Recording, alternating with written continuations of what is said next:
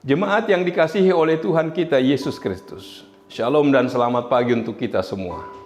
Firman kehidupan di pagi hari ini tertulis dalam kitab Amsal pasal 22 ayat 8. Orang yang menabur kecurangan akan menuai bencana, dan tongkat amarahnya akan habis binasa. Demikian firman Tuhan.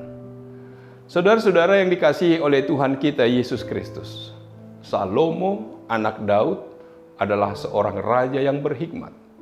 Hikmatnya nyata dari Amsal 22 ayat 8. Orang yang menabur kecurangan akan menuai bencana. Kecurangan dapat terjadi melalui perkataan dan perbuatan kita. Dalam Amsal 4 ayat 23 dikatakan, jagalah hatimu dengan segala kewaspadaan, karena dari situlah terpancar kehidupan. Sebenarnya bukan hanya hati yang perlu dijaga. Seluruh organ tubuh kita perlu dijaga. Namun dengan menjaga hati, tidak akan mudah bagi kita untuk menabur kecurangan, kebencian, kebohongan, baik melalui ucapan maupun melalui perbuatan. Karena seringkali manusia melakukan kecurangan dengan membuat postingan di sosial media, dengan menyebar berita hoax, ujaran kebencian. Kita diingatkan agar tidak menabur kecurangan, agar tidak menuai bencana.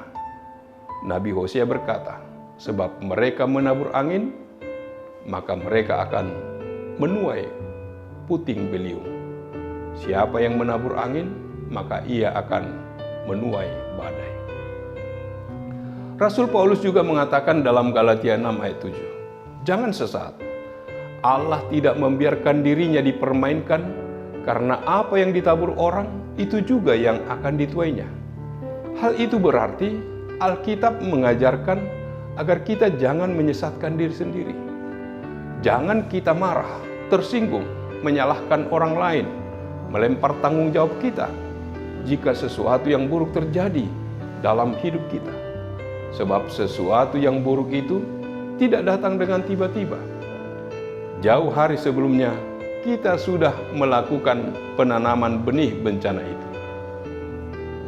Ketika bencana banjir, tanah longsor, tanggul jebol, pemanasan global, sakit penyakit menimpa hidup kita, maka kita tidak bisa mengatakan ini cobaan dari Tuhan, atau kita berteriak, mengapa Tuhan mengizinkan semua ini terjadi dalam hidup kita? Semua bencana terjadi adalah karena ulah kita sendiri. Kita tanam apa, kita tuai apa. Apa yang kita perbuat, kita harus tanggung resikonya. Ketika bencana datang, harusnya kita menyalahkan diri sendiri dan kemudian berbenah diri supaya tidak melakukan segala perbuatan yang akan menuai bencana lagi. Memori kita seringkali pendek. Begitu bencana berlalu, kita kembali melakukan segala sesuatu yang kelak akan kembali menuai bencana. Itulah arti jangan sesat. Jangan ulangi lagi perbuatan apapun yang bisa menuai bencana. Firman Tuhan mengajar kita agar berhati-hati dalam setiap perbuatan dan perkataan kita. Kita harus berpikir berulang-ulang kali sebelum melakukan sesuatu perbuatan atau perkataan. Harus ada kehati-hatian dalam berkata dan bertindak. Orang Batak memakai istilah joloni dila bibir asani dok hata. Pikir dahulu pendapatan, sesal kemudian tidak berguna. Sebelum berkata dan bertindak, pikirkanlah apa dampaknya buat diri sendiri, apalagi buat keluarga, buat orang lain, gereja dan Tuhan. Waspadalah atas kehidupan ini. Jangan jalani hidup dengan sembarangan, karena kita juga yang akan menuai segala sesuatunya. Kita juga diajar untuk berani bertanggung jawab atas semua yang sudah kita perbuat dan katakan. Tuhan Yesus berkata, segala sesuatu yang kamu kehendaki supaya orang perbuat kepadamu, perbuatlah demikian juga kepada mereka. Itulah isi seluruh hukum Taurat dan kitab para nabi. Matius 7 ayat 12. Selain bencana yang akan kita tanggung, penulis kitab Amsal mengingatkan kita bahwa tongkat amarah kita akan habis binasa bila kita menabur kecurangan. Apapun kuasa, jabatan, kehebatan yang ada pada kita akan habis, pudar, dan kita akan menderita dalam kehidupan ini. Apapun yang ada pada kita tidak akan berarti lagi. Tindakan yang menabur kecurangan adalah tindakan yang tidak menyenangkan bagi Tuhan.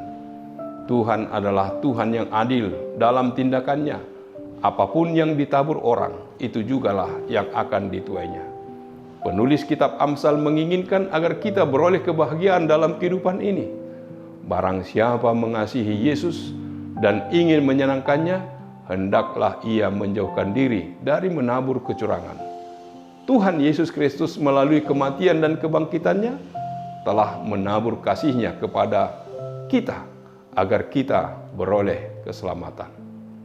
Tuhan memberikan kesempatan bagi kita untuk melakukan firman-Nya dan hidup dalam kebenaran-Nya. Amin. Marilah kita berdoa. Allah Bapa di surga, terima kasih Tuhan, Engkau mengingatkan kami. Orang yang menabur kecurangan akan menuai bencana. Biarlah kami menabur kasih-Mu dalam kehidupan kami, dalam setiap aktivitas kami.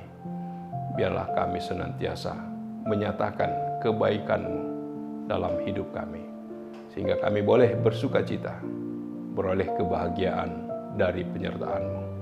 Terpujilah nama-Mu. Dalam nama Yesus kami berdoa dan mengucap syukur. Amin. Anugerah dari Tuhan kita Yesus Kristus, kasih setia dari Allah Bapa, serta persekutuan dengan Roh Kudus, kiranya menyertai kamu sekalian. Amin.